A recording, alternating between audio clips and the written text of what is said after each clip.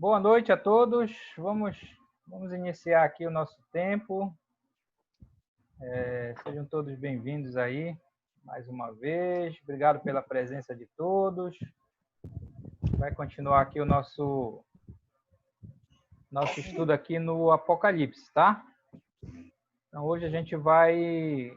eu acho que vai dar para concluir o capítulo 19, tá? Então, a gente vai... Tem uns assuntos...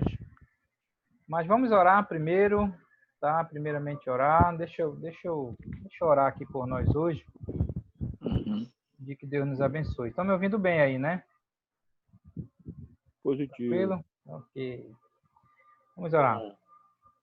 Obrigado, Senhor, por esse dia. Obrigado pela vida dos meus irmãos aqui. Obrigado porque o Senhor tem cuidado de nós e nesse tempo de tanta desespero, tanta dificuldade, Senhor. O Senhor tem cuidado dos teus servos.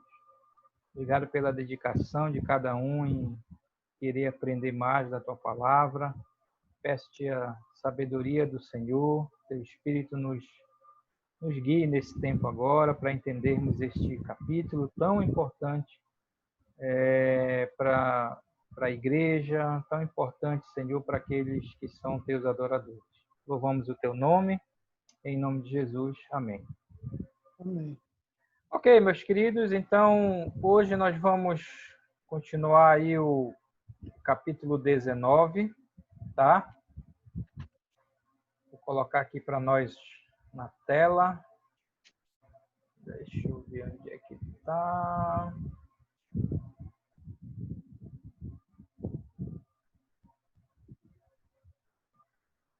Ok? Tranquilo? Então, olha só, capítulo 19 nós já iniciamos na semana passada, na outra aula. Se você não... O vídeo já está disponível, tá? Você pode procurar lá no meu canal, no YouTube, ou lá pelo link. Qualquer coisa, me fala que eu mando o link para você assistir a aula lá, tá? Só uma coisa sobre o vídeo. Se você for assistir lá pelo YouTube, dá uma clicada lá naquela mãozinha, que é o joinha, tá? É o curtir. E aí se inscreve no canal, que aí fica aparecendo para você os vídeos que a gente vai colocando lá. Tá joia? Ok, então, os primeiros 10 versículos do capítulo 19, nós falamos na outra aula, que era sobre as bodas do Cordeiro, né? Aquela festa de casamento que vai haver no futuro. Então, nós falamos lá no capítulo, dos versículos 1 ao versículo 10, tá? Agora, nós vamos falar sobre o assunto que é a questão da segunda vinda, tá? Não querendo interromper uma pergunta que ficou da semana passada, Não, aí pode nesse fazer. capítulo do 1 ao 10, né, que fala aí das bodas do Cordeiro, né? Certo. Porque isso aqui é uma coisa que já acontece já muito depois da igreja, né? Arrebatada, tudo. Não, não é Mas é depois, na correto a gente... verdade é 7 anos depois, né? Uhum. Ainda quer dizer, preste atenção assim, o próximo evento escatológico é o arrebatamento, tá? Entenda isso. Não há sinais para arrebatamento, ok? O arrebatamento ele é iminente, ele pode acontecer a qualquer momento, a qualquer tempo. Ninguém sabe a hora. Não há evento. Coronavírus e tudo que acontecer não é sinal para o arrebatamento. Não há sinais. Tá joia? Em acontecendo o arrebatamento, o que vai acontecer? O anticristo vai se manifestar. Ele vai aparecer em cena, tá? Isso não quer dizer que imediatamente vai começar a tribulação, porque a tribulação de 7 anos, ela não começa com o arrebatamento. A tribulação começa quando o anticristo assinar o acordo de 7 anos. Entendeu? Então, entre o arrebatamento e esse acordo que o anticristo vai fazer, a gente não sabe qual é esse tempo. Pode ser que seja logo, pode ser que demore. Mas quando ele assinar o acordo, isso está lá em Daniel, lá nas profecias de Daniel, é que você é que começa a tribulação de 7 anos. Aí pode marcar. Depois daquilo, 7 anos depois, tá? É a volta de Cristo. Então a sequência é essa: arrebatamento, tribulação de 7 anos, terminando com Armagedon e a volta de Cristo. Ok? Essa aqui é a sequência lá. A minha pergunta é porque a gente usa muito esse verso na ceia, né? Aí Do do capítulo 19. 7, Sim. 7, 8, o 9. Mas a minha pergunta é se... Não tem problema não, né? Não, porque é futuro. Pode Tá não no falar futuro. assim fora de... Não, tá Porque certo. é no futuro, né? É no futuro, ainda não É a aconteceu. glorificação, né? É a glorificação. Tá, Glorificação. por exemplo, se o arrebatamento acontecesse hoje, agora, pá, o anticristo ia se manifestar. Vamos supor que amanhã ele fizesse o acordo, que você não vai ser logo, né? Ele vai ter um tempo aí para poder organizar as coisas e tal, né? Mas vamos supor que daqui a um mês ele fizesse o acordo. Então, depois, ou um ano depois do arrebatamento, talvez seja até um tempo bom para ele se organizar e tudo mais, né? Aí 7 anos, aí lá no final é que acontece eu creio que aquela festa das bodas é no final da tribulação, só que é no céu, né?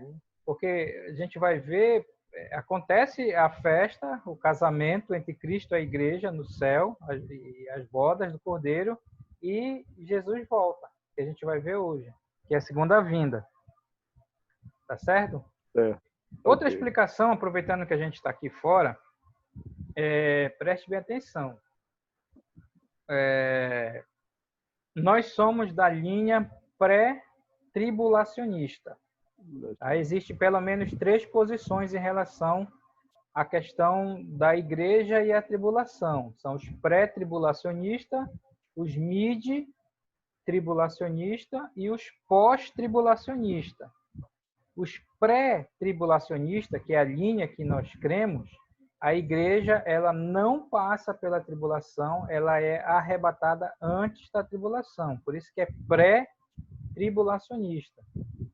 Os mid-tribulacionistas, mid quer dizer meio, é o grupo, e esse é um pequeno grupo que crê que a igreja entra na tribulação, mas na metade da tribulação, quando o anticristo se revelar como anticristo mesmo, aí a igreja sobe, tá?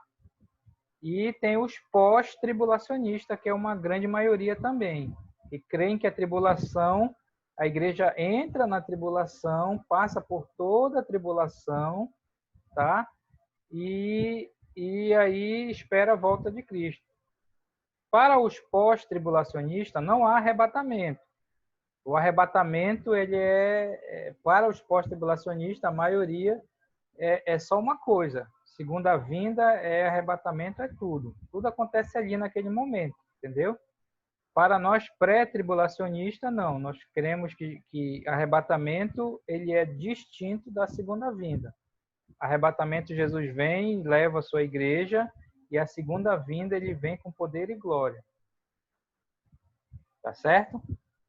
Então, a nossa linha é pré-tribulacionista. Tem uma outra expressão na teologia também, que é a questão do milênio, que é a questão dos pré-milenistas e os amilenistas, tá? Isso tem a ver com a segunda vinda, tá? Pré-tribulacionista tem a ver com a igreja e a tribulação. Pré-milenista tem a ver com a segunda vinda e o milênio. Nós somos pré-milenista, ou seja, nós cremos que a segunda vinda ela vai ocorrer antes do milênio. E também que nós cremos no milênio literal de 1000 anos. Tá? Os amilenistas, a significa não, né? Os amilenistas, eles não creem no milênio literal.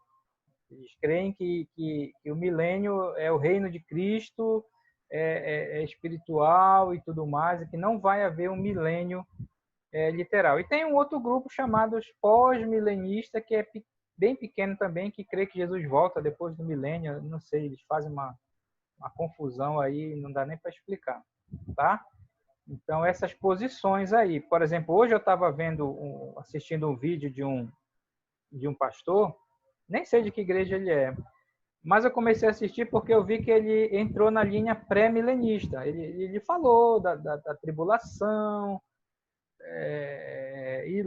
e lá, falou tudinho direitinho, né? Segunda vinda, na verdade, estava falando da segunda vinda. Só que no final, eu descobri que ele era pós-tribulacionista. Ou seja, o arrebatamento, não há arrebatamento, que é a segunda vinda que todo mundo, ou seja, quem morreu sobe, né? E quem estiver vivo vai esperar a segunda vinda. Ok? Aí tem os grupos, por exemplo, os presbiterianos, eles são amilenistas, tá? Eles diferem da nossa escatologia, tá? Eles são parecidos na soteriologia, na pneumatologia, na eclesiologia, é tudo tranquilo. A gente só difere na questão da escatologia. E somos dispensacionalistas também, ou seja, cremos que Deus ele organizou as épocas em dispensações, em épocas. Hoje nós estamos na época da igreja, quando a igreja for arrebatada, entra uma outra época, né? A tribulação, o milênio e tudo mais. E Deus tem planos para cada época dessa aí, tá? E a Era bom questão... também, tá? Viu, Ricardo? Era bom a gente ter isso escrito, né? Não, mas tem Tem, né? no módulo que a gente vai fazer de escatologia mesmo. Esse módulo aqui é o livro de Apocalipse. Mas quando a gente for estudar escatologia, que eu acho que até eu vou dar esse módulo, a gente vai ver tudo direitinho, tudo lá, pegando desde das profecias de Daniel, as 70 semanas, entrando, entendeu? Aí vai ficar bem mais fácil para você lembrar aqui que a gente está estudando de Apocalipse, tá? Bem, então nós vamos entrar aqui no capítulo, na segunda vinda, tá? Deixa eu só botar aqui a segunda vinda, ela é distinta da tribulação já, do arrebatamento, tá? É a vinda de Jesus em poder e glória. Ok? Capítulo 19, tá? Vamos lá. O último inimigo apresentado foi o primeiro derrotado. A Babilônia caiu e os habitantes da terra lamentaram a sua destruição. Você lembra esse gráfico aqui que nós apresentamos para a questão que é até uma curiosidade, né? Porque a maneira que os inimigos de Deus na tribulação eles aparecem, aí eles são derrotados na ordem inversa, né? Por exemplo, apareceu o dragão no capítulo 12, o dragão é o diabo, né? E no capítulo 13 apareceu as duas bestas. Quem são as duas bestas? É o anticristo, o falso profeta, e depois no 17 e 18 nós vimos a meretriz, né? A Babilônia, que é o sistema do anticristo, tá? Aí depois nós já vimos a queda da meretriz, e agora no capítulo 19 a gente vai ver lá no finalzinho a derrota do anticristo, do falso profeta, e lá no capítulo 20 a gente vai ver a questão do diabo, né? Na verdade não vai ser derrotado, ele vai ser preso por 1000 anos e depois ele vai ser derrotado, né? Agora chegamos à segunda fase da vitória de Jesus, que é a destruição das bestas. A gente vai ver aqui nesse capítulo 19, tá? E a destruição delas, do anticristo e do falso profeta, está relacionado diretamente com a segunda vinda de Cristo, tá? Este trecho fala principalmente sobre o vencedor, dando muito mais destaque ao verbo de Deus do que aos adversários, ou seja, de Cristo. A ênfase está no caráter de Jesus, pois a vitória vem da sua natureza justa, apesar de que vai ser uma batalha mesmo, né? E lembra que essa batalha é no Armagedon, tá? Lembra que vimos lá que o Armagedon é um vale, né? Lá próximo de Israel, vimos isso lá no capítulo 16, né? É onde as nações, né? No final da tribulação, depois que quebrar o sistema do anticristo, né? Que a Babilônia cair, eles vão ser convencidos pelo diabo, né? Lembra daqueles 3 demônios semelhantes a rãs que vão sair pelo mundo para convencer as nações de ir para o Armagedon, né? E aí é quando Cristo volta na segunda vinda, ok? Quando chega a cena da batalha, está falando do Armagedon aqui, tudo passa num piscar de olhos. A vitória divina é certa e total. É interessante, você vai imaginar o Armagedon assim, né? Parece que é uma batalha, né? Mas nem há, na verdade, né? Jesus vai chegar lá e já era para todos eles lá. Só que as nações que vão estar lá no Armagedon, elas vão estar com essa certeza, né? De que vão vencer Cristo, o povo de Deus, Deus e tudo mais, né? Então vai ser uma coisa bem diabólica mesmo lá, né? Jesus é o Rei dos Reis e Senhor dos Senhores, a gente vai ver isso nesse capítulo. Então vamos entrar lá no versículo 1, aliás, versículo 11 do capítulo 19, tá? Vamos lá, versículo 11, ele começa assim. Lembra que isso é depois da narração do evento das bodas do Cordeiro, tá? Então, versículo 11 diz: Vi o céu aberto, quer dizer, João vê o céu aberto, e é bem interessante pensar nessa cena, né? Céu aberto, em João 1,51, o Evangelho de João, mostra o papel essencial, de Jesus na salvação, dando aos homens acesso ao céu, né? Tá só fazendo um paralelo aqui com o Evangelho de João. Em Atos 10:11, também é um outro texto que fala de céu aberto. O céu aberto, lá em Atos 10, revela a mensagem da salvação aos gentios. Também é outro texto que menciona a questão de céu aberto, né? Só que aqui, agora, né, o céu aberto revela a salvação dos fiéis depois da tribulação, sofridas pelas mãos dos seus perseguidores, né? Então, essa imagem do céu aberto vai ser uma coisa bem interessante, né? Esse evento, né? Porque como é que vai terminar a tribulação, né? Os judeus, eles estão acuados ali naquele local, as nações estão reunidas lá no Armagedon, pronta para chegar lá e acabar com tudo, né? E para eles serem destruídos e mortos por todas as nações naquela época, né? E de repente o céu vai se abrir, e eu creio, vai ser algo visível mesmo ali para todo mundo, né? Que vai ser a volta de Cristo. Então vai ser uma cena bem joia de se assistir. Aí ele fala: eis um cavalo branco. E aqui é que começa as dificuldades, tá? Porque veja bem, essa é a segunda vez que aparece um cavalo branco em Apocalipse, tá? Aqui o cavalo branco, tá? Branco simboliza aí vitória, paz e tudo mais, né? E o cavaleiro aqui é Cristo na segunda vinda.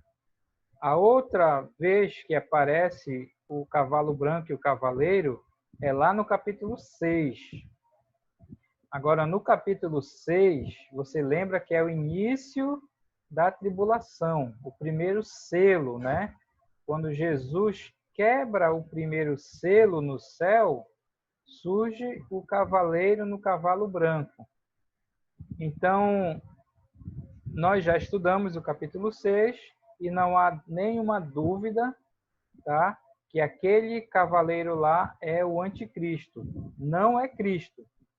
Cristo está no céu quebrando os selos e o anticristo aparece na terra para iniciar a tribulação, né? Os 3 anos e meio, nós cremos assim, né? Colocamos que é bem provável que aquele primeiro selo, o cavalo branco, seja nos 3 anos e meio, que é a falsa paz, como nós colocamos, tá?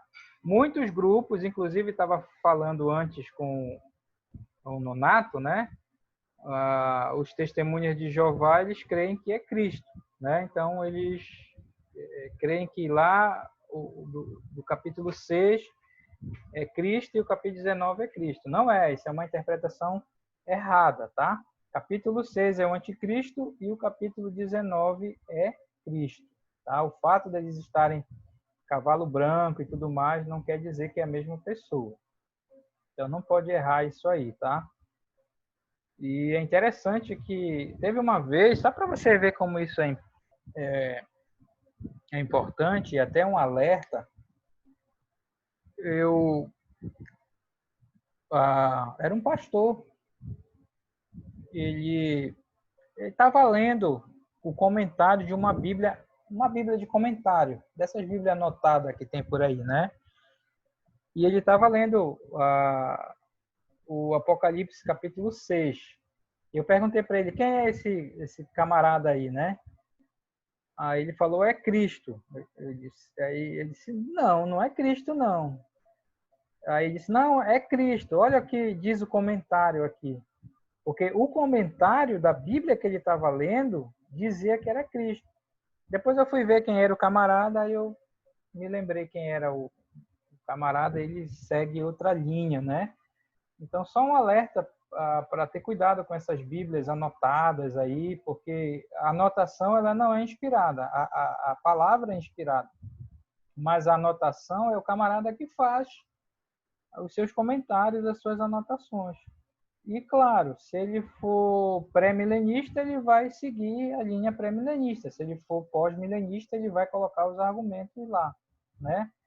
E se ele for amilenista, ele vai colocar lá os argumentos. Então, tem que ter cuidado com Bíblias de comentário. Tem que saber de quem é e qual é quem é que escreve, né? Quem é que está escrevendo lá.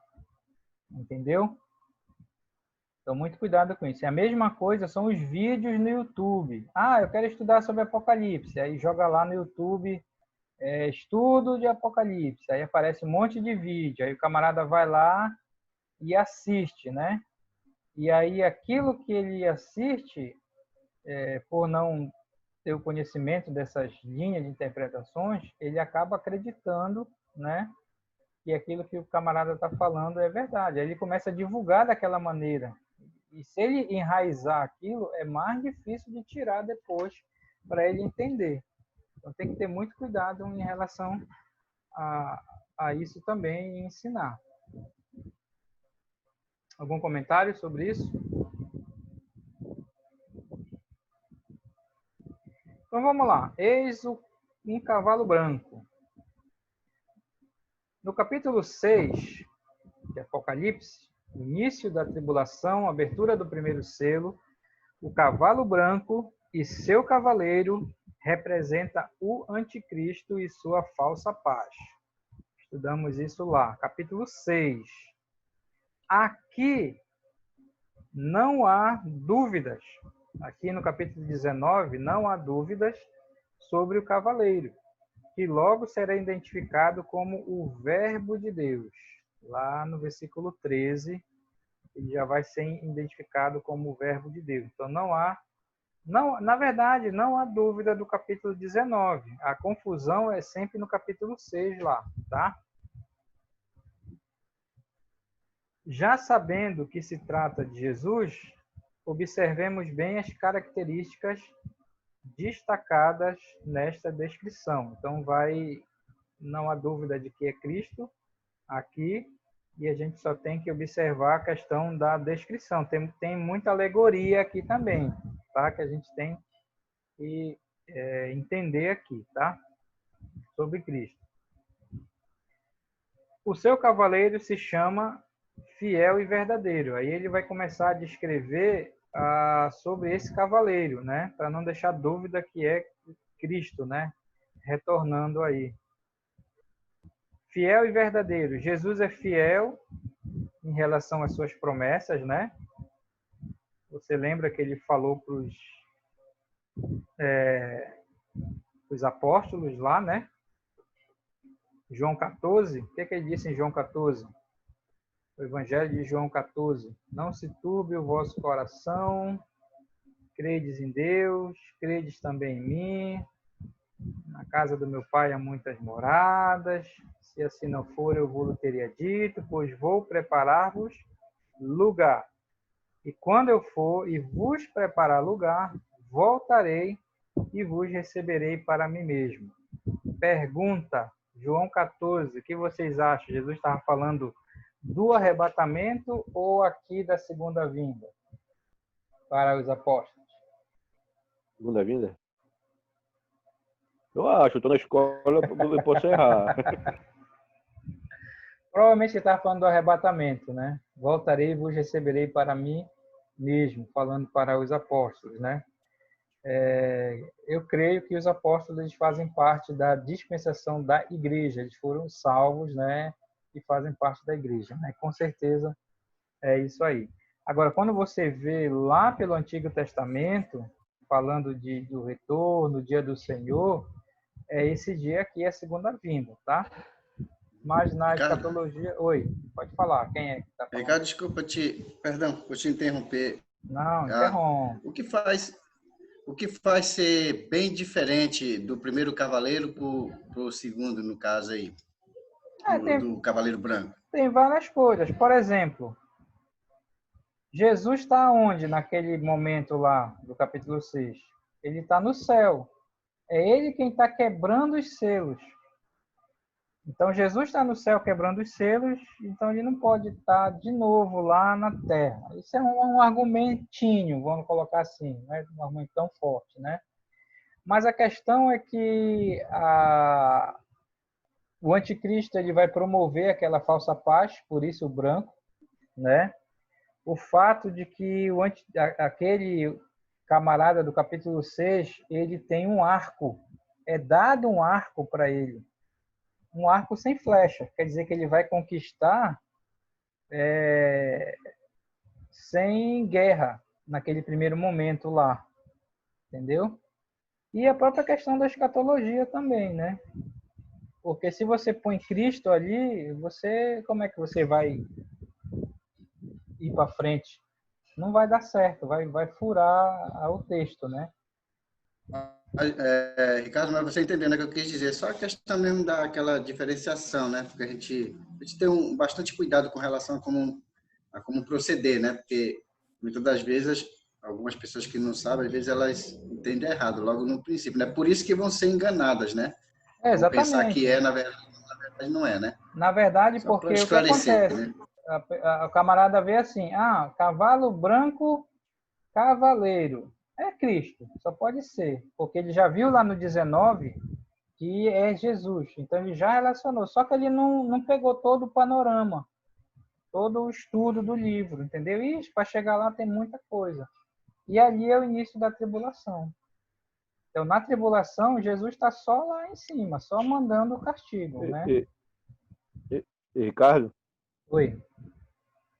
E lá ainda tem a questão que logo depois vem o segundo selo, daí diz lá que o cavalo vermelho tira a paz, né? O cavaleiro Exatamente. vermelho. Né? O cavalo vermelho vai tirar a falsa paz. Que provavelmente aquele cavalo vermelho é na metade da tribulação, que é guerra, né? Que são os 4 cavaleiros, né? Guerra, depois o que a consequência da guerra vai trazer o quê? A fome, que é preto, né? e depois é a morte, né? Os 4 cavaleiros lá. Tá? Mas, bem, então Jesus ele é fiel em relação às suas promessas, verdadeiro porque significa que ele é confiável, né? Ele está escrevendo lá. Aí o que mais que fala sobre julga e peleja com justiça, né? Pelejar é guerrear, né? Faz guerra com justiça. Seu julgamento contra as nações será justo. Julgará também o pecado. Você lembra aqui, nesse momento, depois que ele vencer os inimigos, provavelmente vai ser o julgamento das nações, né? Porque depois daqui, o que está na linha da escatologia? Depois da segunda vinda, vem o milênio. Vem o milênio, né? De 1000 anos aí. Então, lembra daquele texto de Mateus que ele falou lá que muitos naquele dia... Não é esse texto, esse é Mateus 7. Mas aquele texto que fala: tive fome e me deste de comer, tive sede e me deste de beber, estava nu e me vestisse. E aí eles vão... Esse é o 25, né? E aí eles vão perguntar: quando é que te vimos fome, nu, com sede? E aí Jesus vai dizer, né? Quando fizeste a um desses meus pequeninos, né? E aí vai falar, né? Entre benditos do meu Pai. Quer dizer, se entrar para onde? Entrar no reino. Então, esses aí não é a igreja que ele estava falando. Ele está falando daquelas pessoas que vão ajudar os judeus na tribulação. Né? Tive fome, tive sede, as pessoas que vão ajudar os judeus. E muitos vão fazer isso na tribulação. Ajudar os judeus. Porque os judeus é que vão ser perseguidos mesmo, né? Olha, isso aconteceu, só para você ter uma ideia, na Segunda Guerra Mundial, quando Hitler começou a eliminar os judeus, e a ideia dele era acabar com os judeus, por isso que muitos, naquela época, se a gente tivesse naquela época, o que você ia dizer? Esse Hitler é o anticristo, está se cumprindo tudo.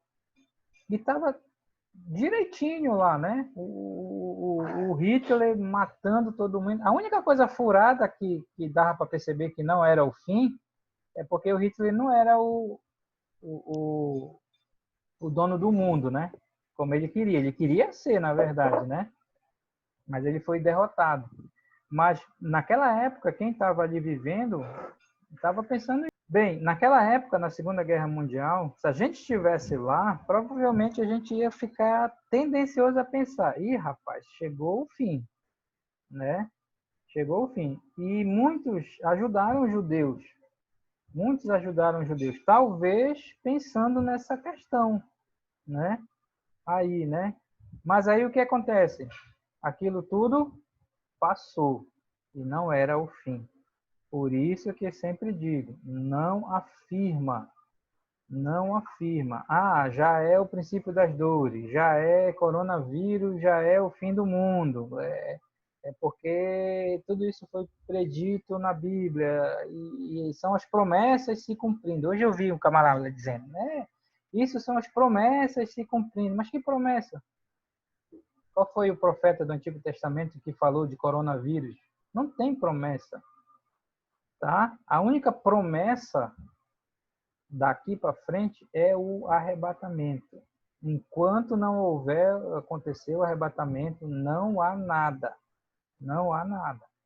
Tá? Aí depois do arrebatamento, sim. Caso vocês queiram ficar por aqui para dar uma olhada, aí pode marcar. Marcar na folhinha, começar a ver os eventos, que aí tudo vai ser certinho, tá? Ricardo? Opa. Vai lá. Opa, Benedito. Pode falar, Marco. Fala o mais velho. Quem é o mais velho de vocês? Benedito. Mas eu lhe dou aí a permissão. Então pronto. Vai, Marquinhos. Ok. Ricardo, eu queria lembrar, você falou sobre a respeito do texto, né, de que me deu água, tive sede, me deu água. Mateus 25. Isso, você estava relembrando isso aí. Eu fiquei pensando em um dos capítulos de Apocalipse anterior que nós estávamos lendo, estava se falando da morte de algumas pessoas, né? Que estava sofrendo com aquele calor e tal. Muitas pessoas estavam morrendo, inclusive até mesmo os próprios, Isso. eu posso Os dizer assim, as eleitos próprias pessoas, né? Os tá, cristãos que que vão se estavam. converter na tribulação, Isso. sim. Aí eu te pergunto, Ricardo, nesse caso aí, quando agora chega nesse período dessa etapa aí que você está falando sobre os 144, né? Uhum. Ainda nesse caso, então, isso indica que ainda vai permanecer pessoas que ainda vão viver fielmente, né? Sim, Depois sim, sim, daquela sim. questão lá, né? É Com isso que eu certeza. estava pensando aqui, Na, imaginando, né? Diga, morreram tantos, né? Eles- vão morrer muito, mas vai ter gente viva entrando no milênio. Vai ter gente viva nesse momento aqui. As nações, por exemplo, né, no Armagedon. Olha, mesmo com todas as catástrofes das taças, os castigos, ainda vai ficar muita gente. Vai estar um caos no mundo, mas vai ficar muita gente. Tanto é que eles vão lá para o Armagedon. E vai ter muitos cristãos também vivos nessa época, né? Que provavelmente vão estar lá com os judeus lá nesse momento que eles estão cercados lá, esperando o pessoal que estão lá no Armagedon e ir lá e acabar. E é aí que nesse momento que Jesus volta, né? Assim, parece realmente a cena daqueles filmes, né? O pessoal tá nas últimas, aí volta, né? Mas assim, para os que conhecem as profecias, eles vão saber. Se não, pode ficar aqui que Jesus vai voltar com certeza. Tudo está se cumprindo, não é possível que a parte melhor, que é a volta dele, não vá se cumprir, né? Então é interessante, mas você está certo, Marco. Vai ter gente viva entrando no milênio, certo? Nesse momento aí. Vamos lá, mais um pouco da descrição.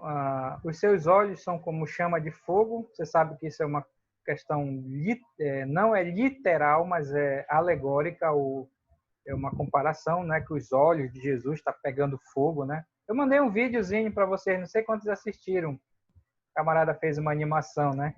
Aí aparece lá Jesus com o olho cheio de fogo, né? Mas, na verdade, a interpretação é isso, né? Fogo é julgamento, né? E olhos, a ideia de olho é a questão da onisciência, né? Quer dizer que ele vê tudo, ele sabe tudo, né?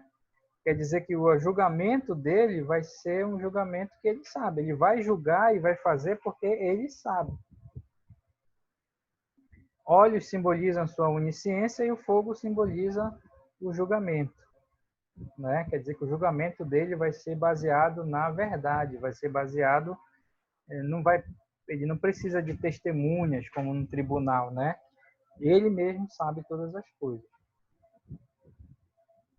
Na sua cabeça há muitos diademas, né? Quer dizer, na cabeça de Jesus a ideia é diademas, parece uma palavra feia, mas a palavra é coroa, né? Então, não é que na cabeça dele vai vir um monte de coroa, né? Mas a ideia de que ele é o soberano, o rei dos reis, né? Nas duas outras vezes que esta palavra coroa ou diadema aparece no livro, diadema representa autoridade e poder, né? Que é a coroa do rei, né? A gente viu isso lá, né? Dragão aparece essa questão lá e na besta do mar, que é o anticristo, né? Mas no caso deles aqui, essa autoridade é dada para eles. Eles não têm neles mesmo essa autoridade diferente de Jesus aqui, né? Aqui, obviamente, demonstram a autoridade e o poder de Jesus, ou seja, a sua soberania. Versículo 12. Tem um nome escrito que ninguém conhece senão ele mesmo. Então, isso aqui é uma das coisas encobertas do Apocalipse, né? São aquelas coisas que está na narração de João, mas que a gente não sabe, né? Por exemplo, qual foi uma outra coisa em Apocalipse que que ficou, talvez, para saber só no céu mesmo. Você lembra? Você lembra das 7 vozes do trovão? Né? Acho que é capítulo 8, se eu não estou enganado, né?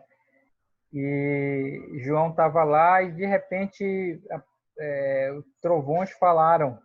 7 vozes de trovão. Aí João disse que ele pegou a caneta. Não era caneta, né? A pena para escrever, né? O que aquelas vozes falaram. E aí foi dito para ele, olha, não escreve. Isso aí deixa encoberto. Então, só João é que soube daquilo, né? Bem, aí Deus não queria. Aqui é a mesma coisa, né? Ele fala que ele tem um nome escrito que ninguém conhece, senão ele mesmo. Então, ninguém conhece, nem João, né? Então, a gente não sabe qual é esse nome e nem tem que ficar querendo descobrir, né? Se ele disse que ninguém conhece, só Jesus mesmo. Nomes dados representam o caráter ou as características de uma pessoa, né? A questão de nome, né? Hoje, pelo menos o mundo ocidental, né? Se você parar no seu nome, por que que você tem o seu nome, né? Da onde vem o seu nome? Por que que os seus pais escolheram o seu nome? Às vezes é coisa banal, né? Lá, porque fulano se chamava assim, né? Mas no mundo oriental, no Oriente e principalmente no mundo bíblico, o nome tinha um grande peso, né? Tinha uma grande importância. Eles escolhiam os nomes, né? Conforme o caráter, né? Às vezes dava certinho, né? Com o caráter da pessoa. Tinha aquele nome, né? Eu não sei como é que se explica isso, né? Eles davam o nome e batiam certo, né? Por exemplo, como era o nome de Pedro? O nome de Pedro, o apóstolo Pedro, era Pedro mesmo? Não, era Simão, né? Simão. Simão. O nome dele, na identidade dele, no RG dele, era Simão. Simão é a forma grega. Simão vem da forma hebraica lá do Antigo Testamento de Simeão. Lembra do Simeão? Um dos filhos de Jacó? O Simeão, que tinha um irmão chamado Levi, acho que era Levi, não era, Benedito? Tu que tirou 10 aí no Levi. panorama do Antigo Testamento, né? Acho que logo derrubou. Isso, Levi. Pois é, o Simeão e o Levi, eles eram irmãos, quer dizer, da mesma mãe, né? E aí você lembra que eles tinham uma irmã, que era a Diná. a Diná, né? Aí você lembra que o Jacó chegou lá numa terra, acho que Siquém, aí o príncipe daquela terra se encantou com a Diná e a Diná até, na verdade, a culpa foi até de Diná, né? Ela disse, eu vou dar uma volta aí pelo mundo. Aí chegou lá e o príncipe já pegou ela, já violentou a menina e foi aquela confusão. Aí foram lá com Jacó, o pai dele, né, o rei, disse, olha, o meu filho fez isso, mas ele quer ajeitar as coisas, ele errou, ele quer casar com a menina, tirou a virgindade, aquela coisa toda, né? E o Jacó disse, mas para te casar com ela, tu tem que se tornar como um de nós. O que a gente tem que fazer? Ele disse, não é nada não, a única coisa que tem que fazer é circuncidar. Passar a faca aí. Já pensou? E o rei, e fala que o príncipe estava tão apaixonado pela Diná, né, que convenceu o pai, e toda a cidade foi circuncidada, os homens, né? E aí parecia que estava tudo certo, né? Só que o Simeão e o Levi, que eram irmãos da Diná, disseram, não, senhor, quer dizer que abusaram da nossa irmã e agora vem com essa? Não, senhor. E aí o que foi que eles fizeram? Diz lá o texto que os caras ainda estavam sentindo dor da circuncisão que fizeram, eles entraram na cidade e saíram passando teçado em todo mundo. E mataram toda a cidade lá, né?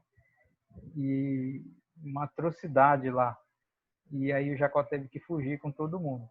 E aí o que acontece? Aí o nome Simeão, ele ficou muito ligado com essa questão de alguém impetuoso, alguém inconstante, alguém que não pode confiar, alguém, né, assim, nervoso e tudo mais. E o Pedro, né, que era Simeão, tinha esse nome, Simão. Então, geralmente, os Simão, eles eram esse tipo de gente. E você lembra que ele era assim mesmo, Pedro, né? Você sabe que o Pedro era o que pegou mais esculhambação de Jesus dos 12, né? Os 12, quando queriam alguma coisa, eles iam lá com Pedro. E Pedro, vai lá, fala lá. Aí o Pedro ia, falava e pegava esculhambação, né? Então ele era desse jeito, né? Mas aí quando ele encontrou com Jesus, o que foi que Jesus disse? Teu nome é Simão, é alguém constante, mas eu vou te dizer, agora teu nome vai ser Pedro. Pedro significa pedra, quer dizer uma coisa mais firme, né? E foi isso que ele se tornou mesmo depois da ressurreição. Depois da ressurreição foi que ele se tornou Pedro mesmo. Até então, até o momento dele negar, ele era o Simão ainda. Então é interessante essa questão dos nomes, né? Aí só um parênteses para nós. Oi, Marcos. Ricardo, Marcos é um nome romano, se tu quer saber. Ricardo, eu sei, talvez nós não queremos sair da explicação, né, do Apocalipse, mas eu quero aproveitar a oportunidade com relação a nomes, né? Como podemos entender, por exemplo, a questão de Paulo, por exemplo, né? O nome dele era Saulo de Tarso, depois se tornou Paulo de Tarso, né? Esses dois nomes, Saulo e Paulo, o que a gente pode entender com relação a isso? O nome... Saulo era conhecido, né? Conhecido como aquele matador, né? Que perseguia os cristãos. Já Paulo já era uma pessoa que não tinha esse conhecimento, né? De que ele fazia isso. Será que isso tem uma influência, alguma coisa assim? Com certeza, porque o nome dele era Saulo, né? Saulo era o nome de Saul do Antigo Testamento, né? Era o nome mais hebreu, assim, né? E você lembra que foi durante a primeira viagem missionária que foi mudado para Paulo. Aliás, ele já tinha o nome Paulo, né? Ele usava os dois nomes, né? Mas Paulo era o nome mais grego, era o nome mais gentil. Então, como eles estavam indo para um trabalho missionário mais do lado dos gentios, lembra que eles estavam se afastando de Chipre, né? Então, era melhor usar o nome Paulo para se identificar melhor lá do que Saulo, né? Que era o nome mais de hebreu mesmo, né? Então, eles tinham isso, né? E era um nome, Paulo era um nome romano também. Lembra que ele era... ele também era um cidadão romano por nascimento, porque ele não nasceu em Roma, mas ele nasceu em Tarso, que era uma colônia romana. Então, quem nascia numa colônia romana era como se tivesse nascido em Roma. Ele era considerado um cidadão romano. Então, Paulo ele era judeu e ele era romano também de nascimento, né? Bem, mas vamos seguir aqui um pouco para não ficar muito longo. Versículo 12, né? Jesus merece um nome superior aos outros. Livro de Hebreus fala isso e Filipenses também, né? Um nome que está acima de todo nome, se dobre todo joelho e tudo mais. Isso é Filipenses 2. Mesmo quando ouvimos nomes atribuídos a Jesus, como, por exemplo, o Verbo de Deus, que a gente vai ver no próximo versículo, não conseguimos compreender a grandeza do seu caráter, né? Ele continua sendo santo e sublime, né? Por exemplo, o nome Jesus, né? Jesus. O nome Jesus, ele é uma derivação, né? Ele é derivado do nome Josué, lá do Antigo Testamento. ok? Significa Deus conosco. Josué, se eu não me engano, é Jesus salva, Deus salva, Jeová salva, uma coisa como isso lá, né?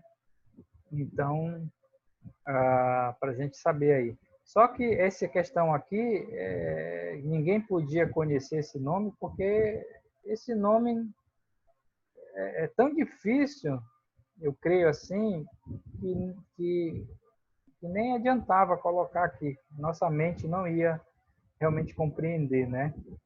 Talvez esse fosse o nome dele espiritualmente, né? O nome Jesus foi o nome humano que ele recebeu, né? E na verdade, quem escolheu esse nome, o meninozinho, filho de Maria, de Jesus? Foi Maria ou foi José? Quem escolheu o nome Jesus para o meninozinho que nasceu na manjedoura? Maria ou José? Foi o anjo, né? Tá com medo? Nenhum dos dois, foi o anjo. O anjo que disse, o O nome anjo dele vai ser foi o anjo. Jesus, né? O anjo. Emanuel, né? Deus conosco e tudo mais, né? Então foi o anjo, E Jesus é o Salvador lá, o nome. exatamente. Então a questão do nome era muito importante.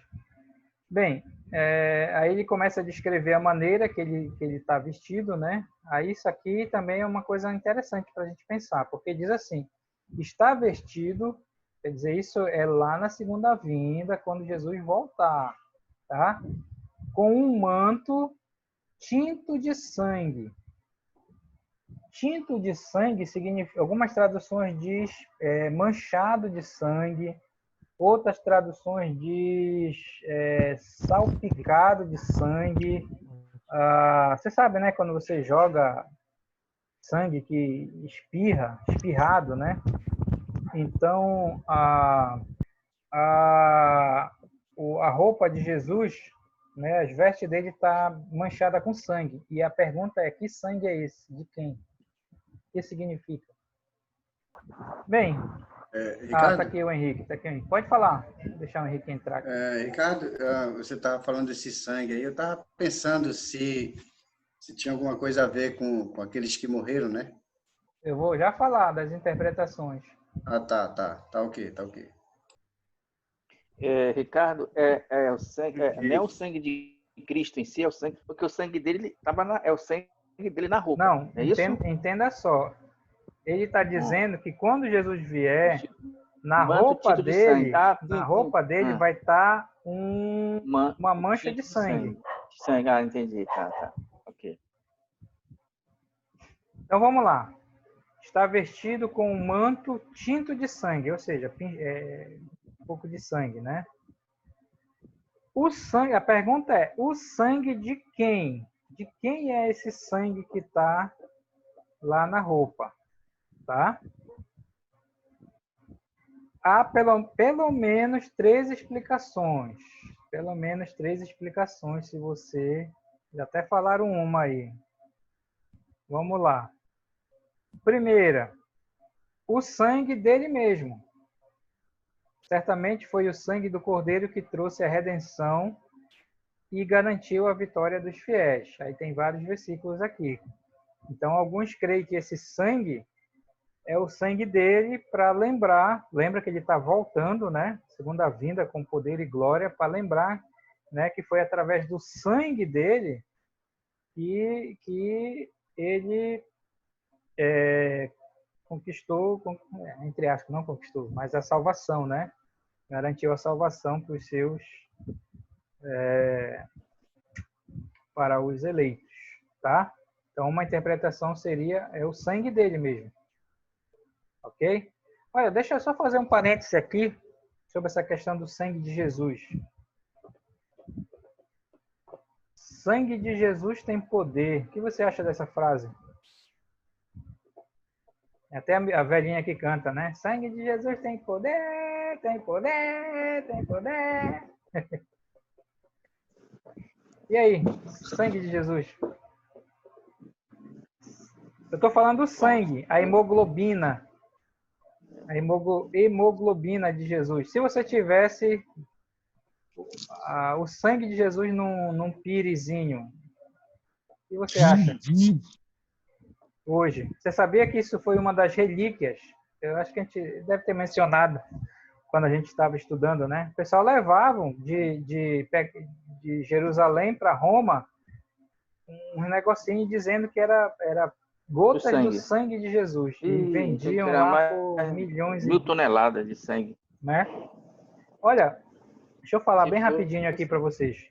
Quando a Bíblia fala do sangue de Jesus, ou Jesus derramou o seu sangue, sangue, na verdade, é um símbolo para a morte. Está falando da morte violenta que ele teve. Tá? Então, é nesse sentido. Lembra que Jesus era homem, né? Não como nós, mas ele era homem, né? E o sangue dele era como o nosso sangue normal. Tá? Então, o pessoal coloca muito essa coisa mística aí, né? Não é o sangue de Jesus tem poder, é Jesus que tem poder, não é o sangue dele. O sangue dele era normal. Derramou seu sangue na cruz, como qualquer homem que morresse da maneira como ele morreu. Entendeu? Então, tem que ter cuidado com essas coisas místicas aí dos pentecostais, essas coisas todas, né? Enfim. Ricardo, só uma pergunta, então. Então, é errado você dizer que o sangue de Jesus salva. O sangue dele em si. Não é que é errado. O que eu estou falando não é que você não vai falar e vai criticar os outros que falam. O que eu estou falando é para você pensar que quando a gente fala sangue, às vezes você pensa muito na hemoglobina, o sangue vermelho que a gente doa no Hemopa. Mas, na verdade, é o próprio Jesus. Essa é só uma expressão. A gente falar. Não é errado você falar o sangue de Jesus nos salvou, o sangue de Jesus nos libertou. Isso, nesse sentido, correto. Isso, nesse sentido, é isso sim. Que eu estou falando. Concordo. Mas não é para você. É nesse sentido. Então, não é para você criticar e tudo mais. E continua falando mesmo, porque foi o sangue dele derramado e tudo mais. Mas é porque, às vezes, a nossa mente fica só no sangue, na hemoglobina, lá no líquido vermelho, né? E acaba levando para o lado místico. Porque o próprio sangue que ele derramou por nós é a nossa própria redenção, né? Para servir para nossa redenção. Nesse sentido. Então, voltando aqui para o Apocalipse. Oi. Um momento. Pode falar. O significado de tinto aí no dicionário formal está tingido. Tem alguma coisa a ver? Coisa no grego é diferente? Não sei como é que está lá no grego, né? Mas a ideia é que na roupa dele era visível uma mancha de sangue, né? Agora, se era sangue mesmo ou se estava pintado de sangue, aí eu não sei te falar, né? Mas era algo visível que as pessoas que vão ver ele quando ele vir na segunda vinda vão perceber que na roupa dele, né? Tem algo lá que é sangue, mancha de sangue. Entendeu? E aí só estando lá para ver mesmo, né? Se vai ser uma mancha de sangue mesmo, ou se vai ser algo pintado como sangue. Enfim. Então, primeiro... Algum significado para tinto, para manchado ou sujo também. Não, tinto é de tingido. Ou tingido. Né? Quando você tinge uma roupa e tal. A ideia na verdade, é só a tradução. Como eu falei, algumas Bíblias traduziram como manchado, outros salpicado, outros aspergido de sangue. É questão de tradução mesmo, tá? A segunda interpretação é que esse sangue seria o sangue dos mártires, o motivo da vingança que o cavaleiro traz. Ou seja, que esse sangue simbolizaria o sangue daqueles que... Os mártires aqui são os que morreram, né? Na tribulação, ou pode até ser também ampliado. A gente lembra daquilo, né? Oi? Até quando, né? Exatamente. Junto lá do quinto selo, que eles estão clamando por vingança, né? Então, esse sangue seria o sangue dos que morreram na tribulação, os mártires que morreram. Alguns creem que seria isso, né? E tem uma outra que seria o sangue dos inimigos vencidos pelo Senhor. Ou seja, como vai ser uma batalha e Jesus vai passar o facão em todo mundo, então esse sangue dos inimigos iria espirrar na roupa dele. Então seria esse essa ideia também. Esse pastor que eu falei para vocês que eu estava ouvindo sobre a segunda vinda, assistindo o vídeo, aí ele deu essa posição no final, né? Ele disse, olha, o sangue de Jesus não é o sangue dele, e esse sangue é o sangue dos inimigos que ele vai vencer no Armagedon. Enfim, tem 3 interpretações. Eu, para falar a verdade, eu nem sei qual das 3 que eu posso pensar, mas eu sempre gosto de trazer porque você pode ver alguém que vai dizer, não, o sangue é o sangue dele, para lembrar que ele morreu na cruz. Outro pode dizer, não, esse sangue é o sangue lá dos mártires, para lembrar a vingança que está se cumprindo. Ou outro vai dizer que o sangue é o sangue dos inimigos, que ele vai matar agora aqui, literalmente vai matar no Armagedon. Quem está certo? Acho que não tem a questão certa, só para você saber, né? Tem essas 3 interpretações aí. Vamos seguir em frente. E aí fala, e o seu nome se chama o Verbo de Deus, né? Aqui, mais uma vez, para deixar bem claro que está se falando de Jesus, né? O nome usado para identificar Jesus. Como é João é que usava muito, você sabe a palavra verbo é a palavra logos, no grego, né? A palavra. João usou muito isso, né? Tanto no Evangelho, como nas cartas que ele escreveu, e agora aqui no Apocalipse, né? Então, para não ter dúvida que era Cristo mesmo, que ele estava vendo, né? Identificando lá. O cavaleiro no cavalo branco é Jesus Cristo, não há dúvidas sobre isso. Alguma pergunta aí sobre esse primeiro tópico? Vou já preparar o outro aqui. Uma pergunta?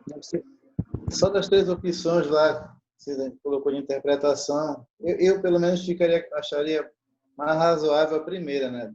De ser mesmo um simbolismo do próprio sangue mesmo do Senhor, dele, né? Da obra dele, eu acho. Pode ser. Porque as outras coisas ainda estavam acontecendo, né? E a vitória sobre os inimigos ainda ia acontecer. Né? Que ele ainda estava chegando, né? Remete a algo que já aconteceu, né? Eu acho. Assim. É um bom argumento. Pode falar. Aqui na apostila diz assim, roupas banhadas em sangue, aí tem do lado julgamento. Aí se encaixaria em que aí, julgamento? Certo. O que você acha que encaixaria aí? O sangue de quem? Essa é a interpretação do Bruce, né? Lá, né? Seria nos mártires, eu acho que o Bruce, acho que a interpretação dele é que o sangue, nenhuma das 3, na verdade, ou englobando as 3, né? Que seria a questão do julgamento que ele vai fazer agora. Talvez a ideia do Bruce seria mais a terceira, dos inimigos, né? Seria a vitória dele sobre os inimigos. Mas, enfim, a gente não tem que estar se batendo, eu quis só trazer essas posições aí para você, tá? Bem, vamos continuar aqui. O versículo 14 agora, a gente vai ver ele primeiro descreveu Jesus, né? E agora ele vai falar sobre esse exército que Jesus vai vir, porque ele não vem só, ele vem com um exército. E aí outras questões de quem é esse exército, né? Aí, claro que sem falar, você já sabe, porque eu já falei isso em outras aulas, né? Para nós, os pré-tribulacionistas, pré-milenistas, dispensacionalistas, nós cremos que esse exército é responde. Igreja. Igreja.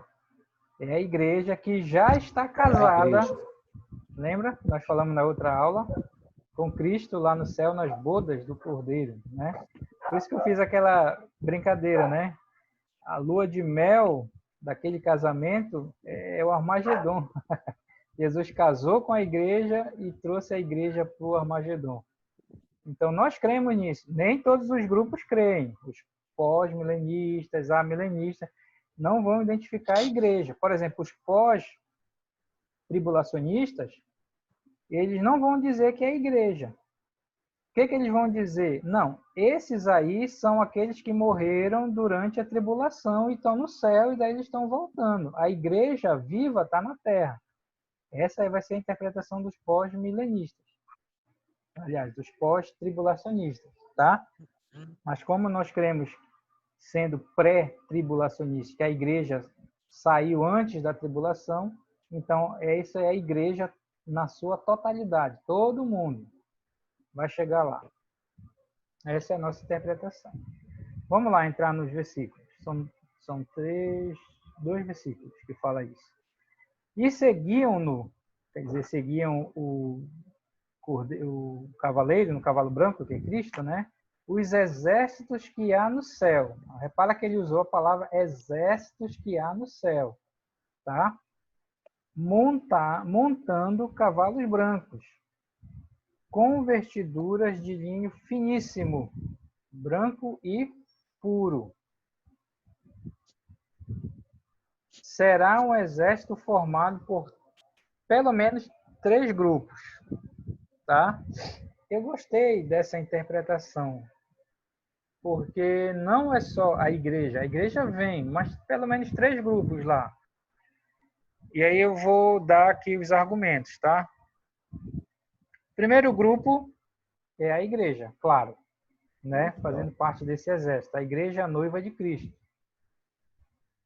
O segundo grupo poderia ser os santos do Antigo Testamento. Poderia ser. Alguém lê esse versículo de Mateus 19, 28 aí? Leia aí, Benedito. Está com a Bíblia aí. Mateus 19, 28. O que diz?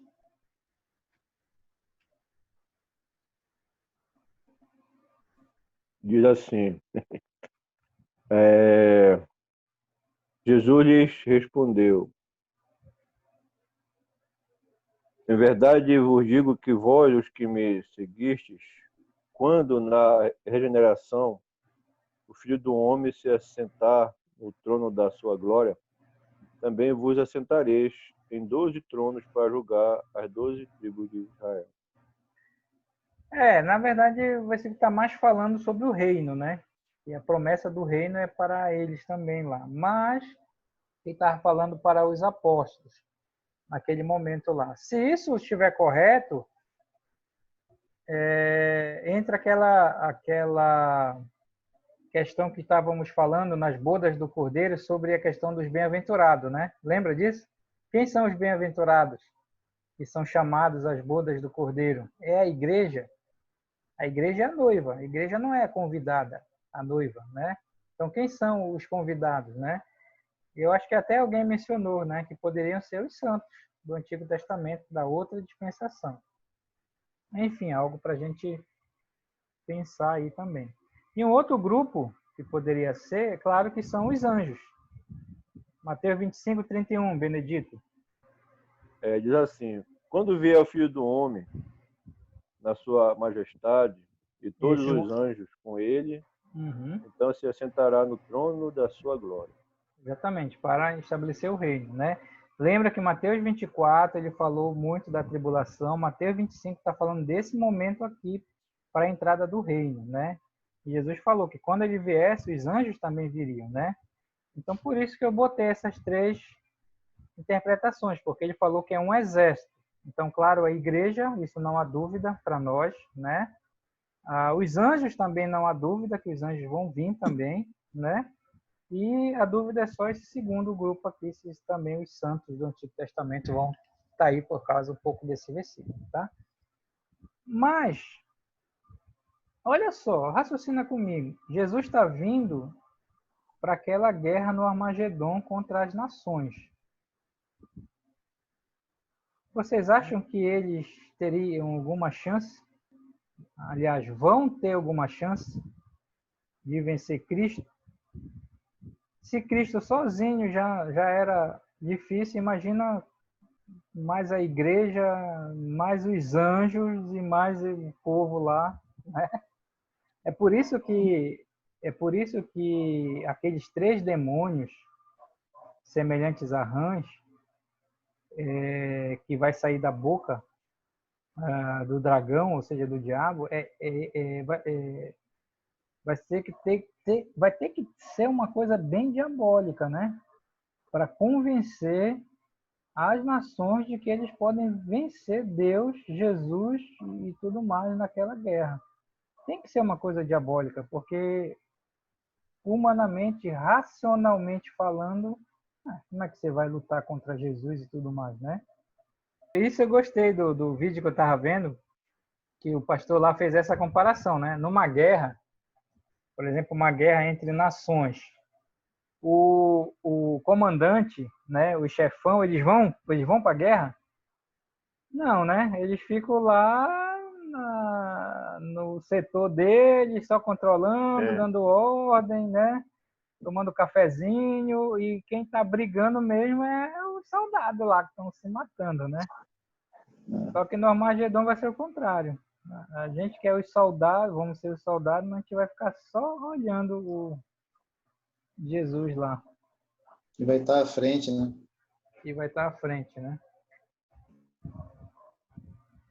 Olha, versículo 15. Sai da sua boca, claro que isso não é literal, uma espada afiada, para com ela, com essa espada, ferir as nações. As nações é lá no Armagedon, né? A espada é julgamento declarado por Jesus contra as nações no Armagedon, tá? E ele mesmo, olha só, Cristo, né? Ele mesmo as regerá. Regerá quem? As nações, com cetro de ferro. Na verdade, isso é uma referência do milênio, porque ele vai vencer lá no Armagedon e vai instituir o milênio, o reino milenar, ele no reino, ele no centro do mundo, reinando, né, como rei soberano sobre todas as nações. É isso que está falando, né? Jesus virá para estabelecer o seu reino milenar na terra. Aí uns Salmos 2, 8 e 9, que são os chamados Salmos do reino, do milênio, sei lá. Versículo 15 ainda. E pessoalmente, quer dizer, o próprio Jesus, a gente vai ficar só olhando, pisa o lagar do vinho do furor da ira de Deus Todo-Poderoso. É aquela imagem, né, do cara espremendo uva, né? Joga a uva naquele tanque que é chamado de lagar, e daí você pisa para tirar o suco, né? Então é o que ele vai fazer com as nações, vai pisar, esmagar e vai derramar o sangue, literalmente sangue das nações. Você lembra que nós já falamos isso sobre o Armagedon lá no capítulo 16, que fala que qual era a altura que vai ficar desse sangue desse pessoal que vai ser morto no Armagedon. Ele usou a expressão até os freios dos cavalos, ou seja, mais ou menos 1,5 metro de profundidade, e vai correr por uns 300 quilômetros. Então vai ser muito sangue, vai ser muito nego morto lá no Armagedon. Jesus irá esmagar as nações no Armagedon.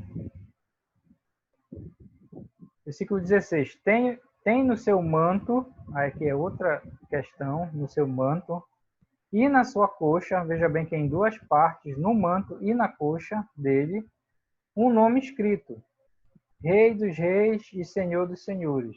Agora, se você não sabe, esse é o versículo para o cara que quer fazer tatuagem, o crente que quer fazer tatuagem e que está procurando uma base bíblica. Aí ele usa esse versículo aqui, né? Eles falam, Jesus tinha uma tatuagem na coxa, estava escrito lá, Rei dos Reis, Senhor dos Senhores. Por que o nome está escrito no manto e na coxa de Jesus? Essa é uma pergunta, né? Para a gente pensar. Rei dos reis, Senhor dos senhores, finalmente todas as nações saberão que só há um rei e Senhor de tudo, né? Cumprindo lá aquele texto lá de Filipenses 2, né? Que fala lá que toda língua confessará e tudo mais. Só Jesus Cristo é o Senhor. Ok? Alguma pergunta aí sobre esse exército, sobre essa volta? Bem, vamos aqui para o próximo assunto, porque o próximo versículo que é falando sobre a grande ceia de Deus. É interessante, né? Versículo 17 e 18. Capítulo 19 de Apocalipse tem duas ceias, né? A ceia das bodas do Cordeiro, da festa de casamento, e tem a ceia de Deus. Seu Bill é que gostava dessa... Não era, Benedito? Ele gostava de falar dessa... Isso, era de falar dessas duas ceias. A questão das duas ceias, né? Quais são as duas ceias do capítulo 19?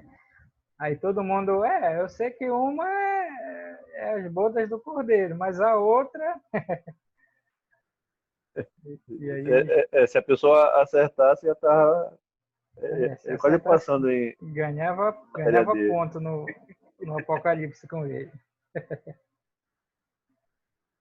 Então vamos lá. Versículo 17 diz assim: vi um anjo posto em pé no sol. Então olha só, de novo, questão de um anjo aparecendo, né? E isso vai ser uma cena mesmo, eu creio que vai ser literal mesmo, como a questão que a gente falou do céu aberto, né? Porque todo mundo está vendo lá, é um evento que está acontecendo, né? Mas imagina só esse anjo, né?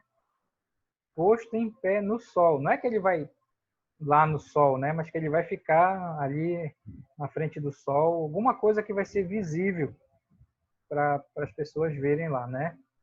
Este anjo não vem de debaixo e não traz a escuridão da fumaça do abismo. Acho que eu peguei isso da apostila do seu Bill.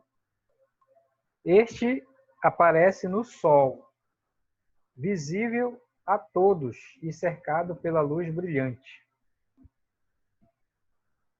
Está em pé. Olha o detalhe lá do versículo, posto em pé, né? Está em pé numa posição que representa a sua autoridade e posição como representante do comandante vencedor, que é o Cordeiro, que é Cristo, né? E aí ele vai e clamou com grande voz. E o que ele vai gritar lá naquele momento? Adivinha? O anúncio do anjo vem com autoridade dada por Deus, como já aconteceu com outros avisos importantes dados pelos anjos, né? Capítulo 5, 10, 14, 18 e tudo mais, né? Falando a todas as aves que voam pelo meio do céu. Céu aqui não é o céu de céu mesmo, né? É o céu lá da terra, né? E o que ele vai... na verdade, ele está convidando as aves, né? No sentido figurativo, né? Vinde, reuni-vos para a grande ceia de Deus. O que você acha que é isso? Os inimigos de Cristo serão completamente derrotados e mortos no Armagedon. E aí, claro, ele está chamando as aves, né? Para quê? Para que comais carnes de reis, carnes de comandantes, carnes de poderosos, né? Então, na grande ceia de Deus, os corpos dos poderosos serão expostos às aves, né? Então, vai morrer muita gente. E o anjo disse, pode vir abutre e urubu comer os corpos. Nem sei se tem abutre lá para aquele... urubu lá para aquele lado. Eu botei a imagem aqui, né? Porque é mais conhecido nosso, né? Tudo quanto é ave de rapina vai aparecer. Tudo exatamente.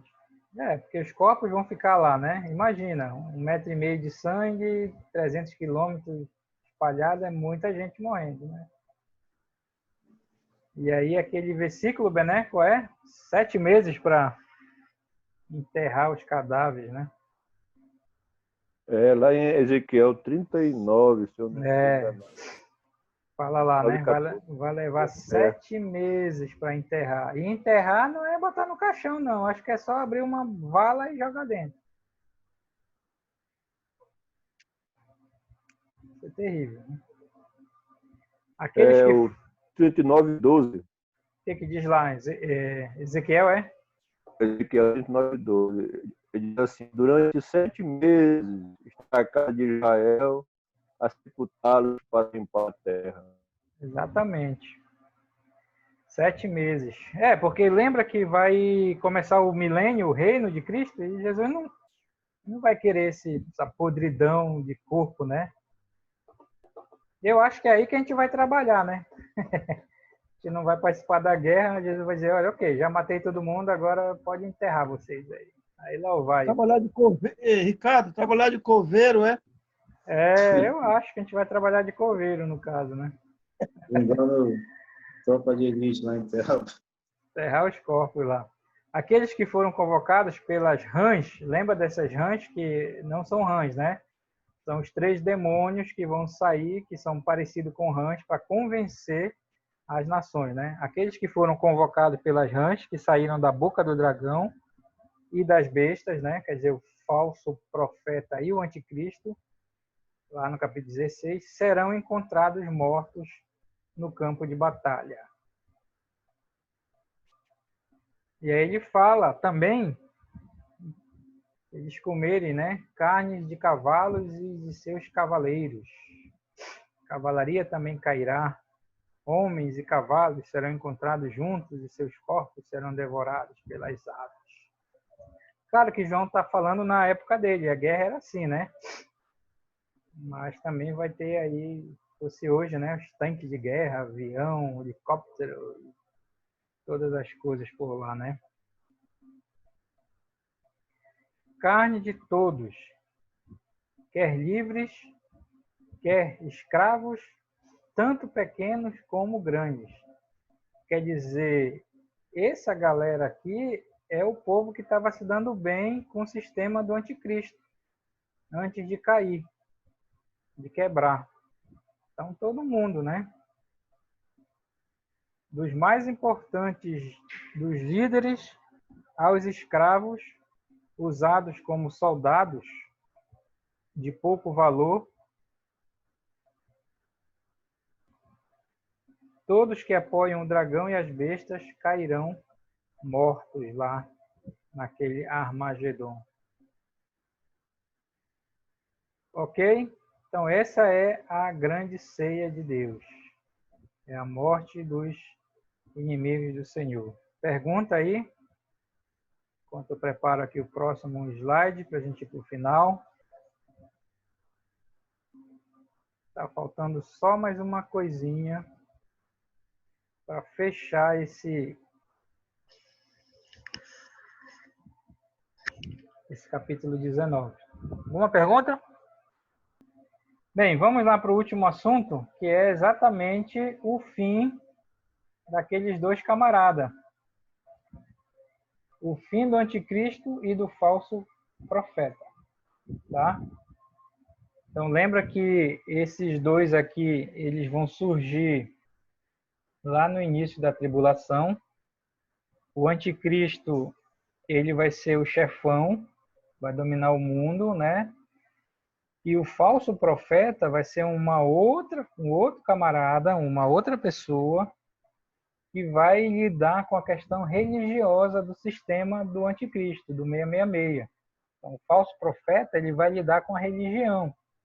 E o anticristo ele vai ficar lá na questão política, econômica e fazendo as suas coisas lá, né?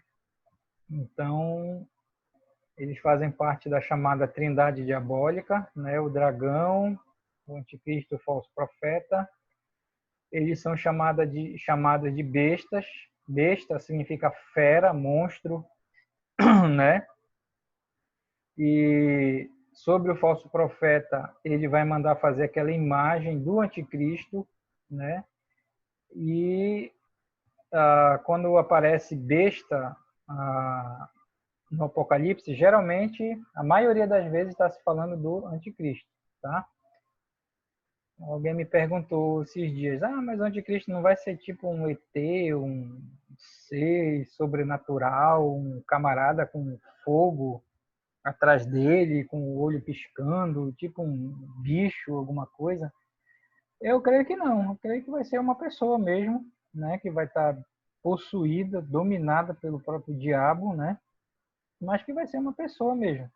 Vai ser nada místico assim, fisicamente falando, né? E o falso profeta também, certo?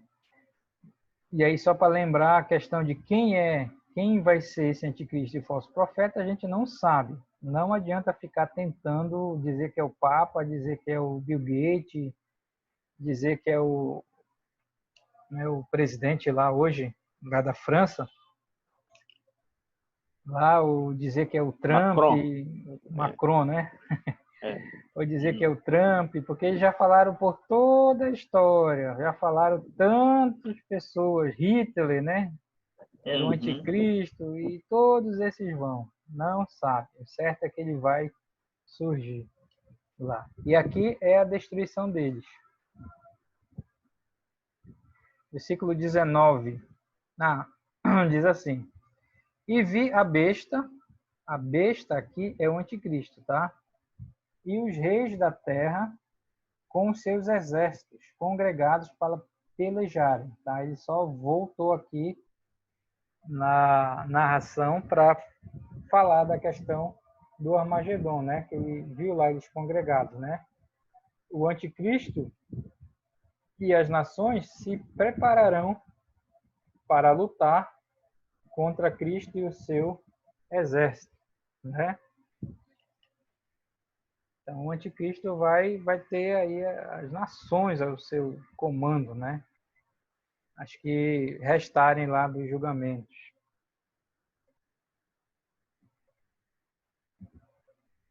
Contra aquele que estava montado no cavalo branco e contra o seu exército. Por isso que eu digo, né? A pretensão, só uma coisa diabólica, né? Como é que eles vão ter a certeza, né, que eles vão poder vencer, né? Na cabeça deles, eles vão vencer com um exército lá. O anticristo convencerá as nações que poderão vencer Cristo e seu exército no Armagedon, né? Aqueles 3 sapos lá que vão convencer as nações. E eles vão para lá com essa certeza mesmo de que podem vencer Cristo, né, e o seu exército. Mas, como diria o camarada, versículo 20, a besta, o anticristo, foi aprisionada e com ela, ou seja, com o anticristo, o falso profeta. Todos dois. O anticristo e o falso profeta não serão mortos no Armagedon. Interessante isso, né? Deus tem algo para eles dois.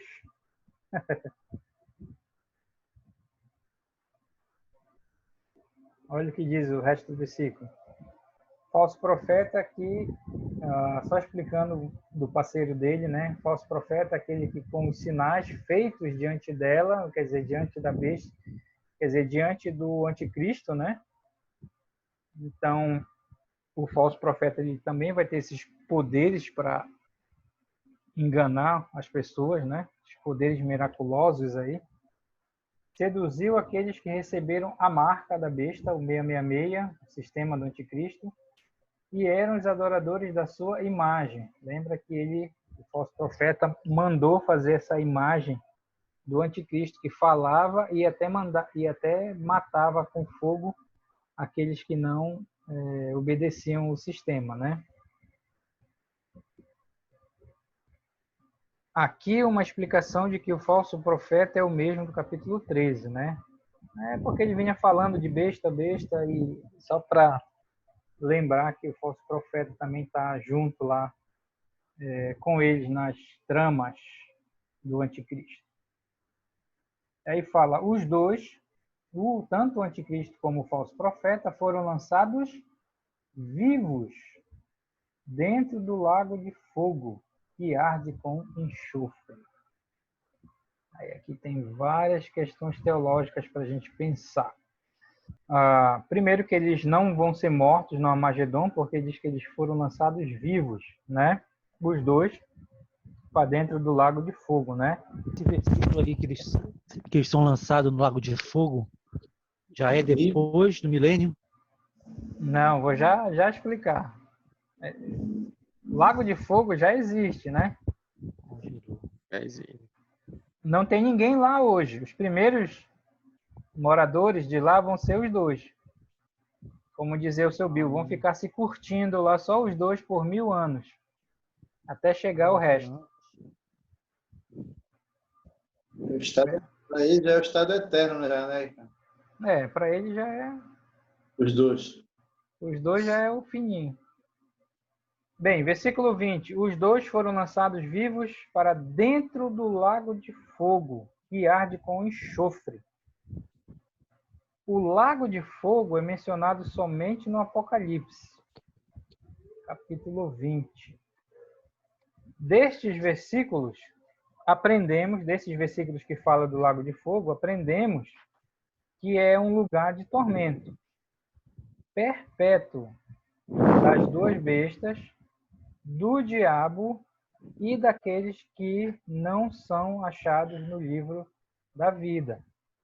Porque o que vai acontecer é isso. O lago de fogo é o último estágio. Entenderam? Os dois são lançados aqui, eles ficam lá por 1000 anos. Eles ficam lá por 1000 anos, os dois, no lago de fogo. Aonde é que estão os ímpios nesse momento? Que morrem? No inferno, no outro lugar temporário, aguardando o julgamento, tá? E depois, Satanás vai ser preso, depois vai ser solto, e depois Satanás vai ser jogado lá nesse lago de fogo também, né? O diabo, o dragão. E não somente os três, a trindade diabólica, mas quem vai para lá também vai ser aqueles que vão passar pelo julgamento do grande trono branco, que é depois do milênio, que é quando vão ressuscitar os ímpios, né? Aqueles que ressuscitarem no grande trono branco vão ser julgados, condenados e lançados no lago de fogo.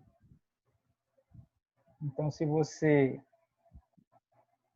deitar na sua cama hoje, fechar o olho e abrir depois de manhã e ver um grande trono branco na sua frente, lamento lhe dizer que já era.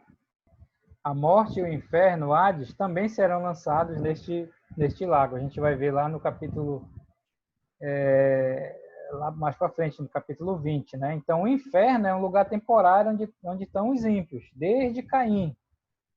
Tá os ímpios lá, aguardando para serem ressuscitados no trono branco, né? E depois que eles forem julgados, eles vão ser lançados no lago de fogo, tá?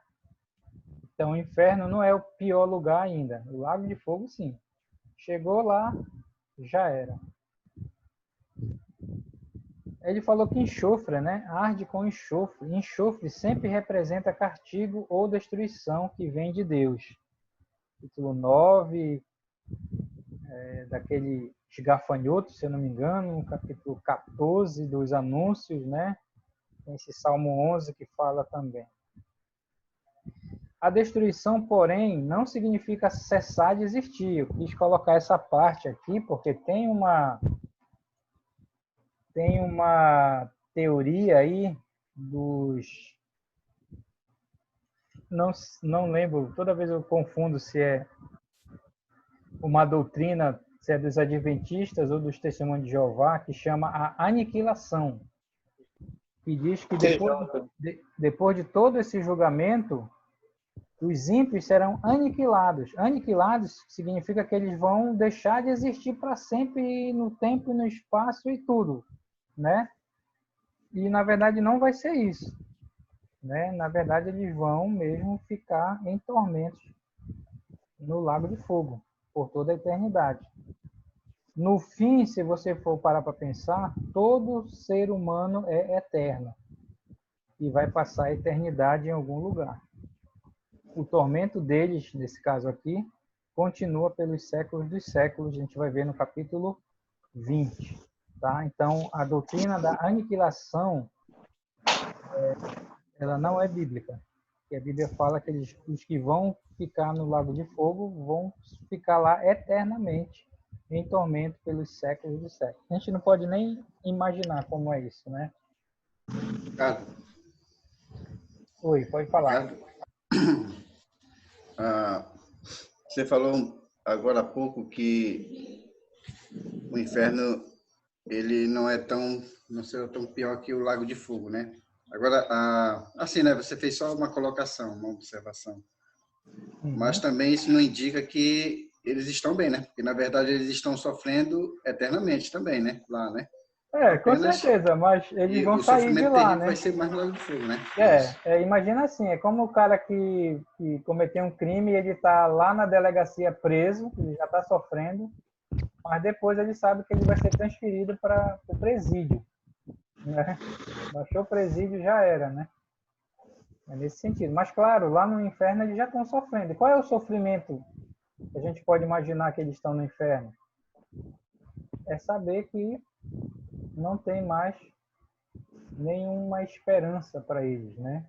Questão da consciência, né? Consciência que foi rejeitado, né? Eles não estão dormindo, por isso que a doutrina do sono da alma também é errado. Eles não estão no inferno dormindo. Você lembra da parábola do rico e do Lázaro, né?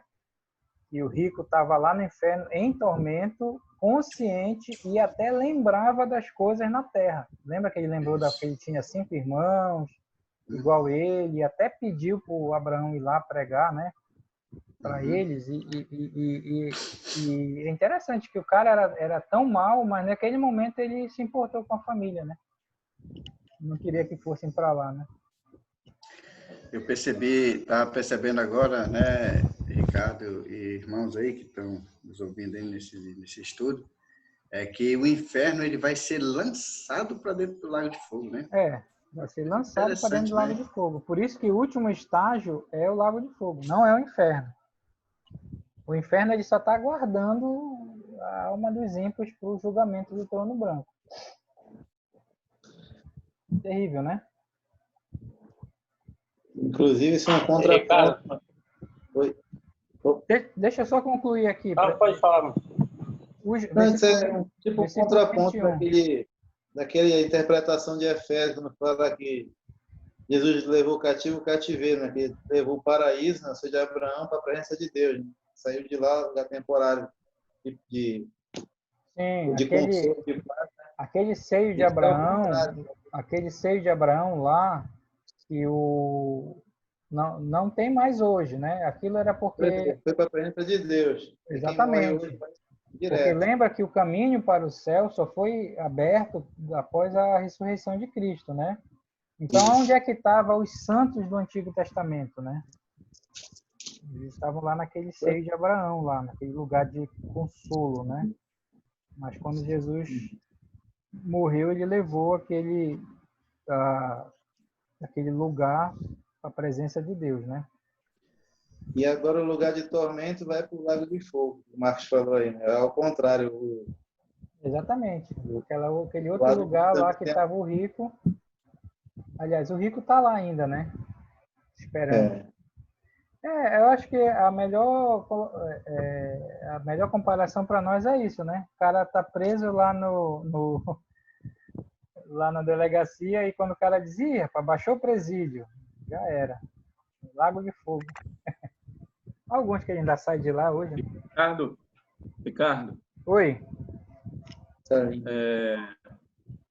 todos vão ter o corpo transformados? Todos que estiverem vivos. Não, os que morrerem em Cristo já vão estar no céu, com o corpo transformado, né?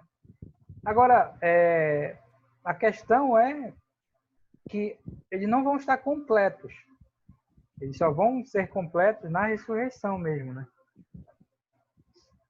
Senão não haveria necessidade de uma ressurreição. Se a gente já está lá, para que ressuscitar? Eu estou falando no sentido daqueles que vão ficar, eles vão ter o corpo transformados. Ficar onde e quando? Aqueles que... Sim, ficar... Quando Jesus vem buscar a sua igreja. Arrebatamento, né? Está falando do arrebatamento? No arrebatamento. Todos vão ter o corpo transformado, né? Porque nós vamos ressuscitar. A minha pergunta é, os que morrerem também sem Cristo, no dia da sua vinda mesmo, essas pessoas eles vão ter o corpo transformados também? Não, presta atenção. Os que morrerem sem Cristo, eles só vão ressuscitar lá no trono branco. Sim, mas eu estou perguntando, a minha pergunta é, eles vão ressuscitar com o corpo transformados? Com certeza, porque esse nosso corpo não vai aguentar as coisas lá, né? Com certeza eles vão ter uma outra... acho que é lá no capítulo 15 que Paulo falou dessa questão dos corpos, né? Ressuscita um corpo natural, corpo espiritual, celeste.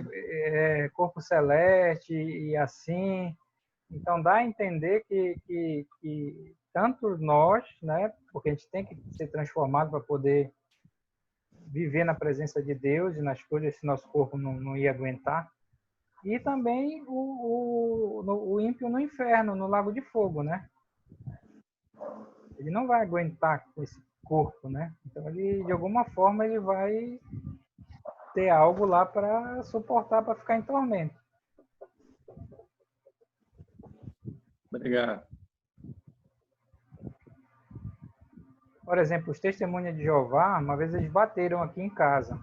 A pergunta deles é, vai ter fogo literal no inferno? Né? É fogo mesmo? A gente vai viver no fogo? O que é esse fogo? O fogo é esse nosso corpo, rapidinho queima e já era, né? É uma coisa para a gente pensar. Mas deixa eu encerrar aqui, versículo 21.